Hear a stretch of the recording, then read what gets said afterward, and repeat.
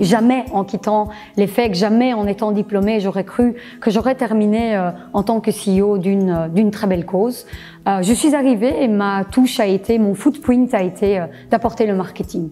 Et donc j'ai utilisé le marketing step by step pour casser un tabou, pour augmenter la notoriété de Special Olympics et pour apporter une vision tout à fait innovatrice qui était de dire on va faire une croissance de 60%. Jeune diplômée, mon rêve était de dire waouh, je veux faire la différence, peu importe où. Xerox a été une multinationale qui effectivement on peut très vite passer d'un poste à l'autre. J'avais un rôle de business developer, donc effectivement dans ma vision le monde était je peux bouger d'une boîte à l'autre, je peux apporter ma touche et finalement je peux améliorer beaucoup de structures.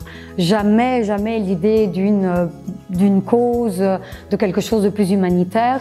Ça s'est mis sur mon chemin et pour moi c'était once a life experience. Devenir CEO avant mes 30 ans, c'était déjà quelque chose d'extraordinaire. D'avoir été choisi pour une si belle cause, c'était très flatteur. Et puis finalement, je me suis dit, le vrai marketing, c'est ça.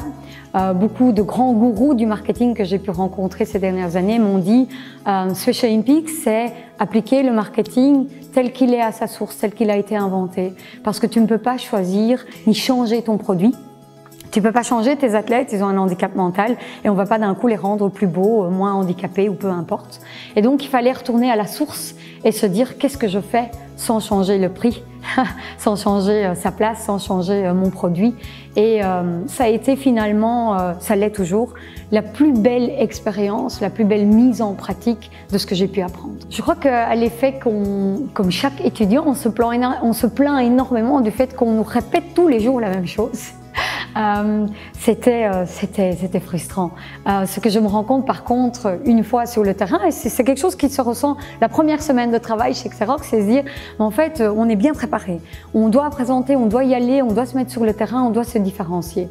Aujourd'hui dans le monde du travail tout est compétitif, plus personne n'est indispensable, encore plus que jamais. Et je crois qu'on a cette nécessité de nous différencier, de nous montrer très vite et de faire vraiment cet apport qui va être très unique. À l'effet qu'on me l'a appris tous les jours, avec tous les TP, avec des sujets différents, je l'applique encore tous les jours, mais de manière très innée. Et je me retrouve parfois à dire aux gens, mais en fait, ce que vous faites, c'est magnifique, mais vous avez complètement oublié vos 4 P. Et les gens sourient et je me dis, ben ça, il n'y a rien à faire. C'est resté de mes 3 ans où on me l'a tous les jours rappelé et rappelé encore et encore.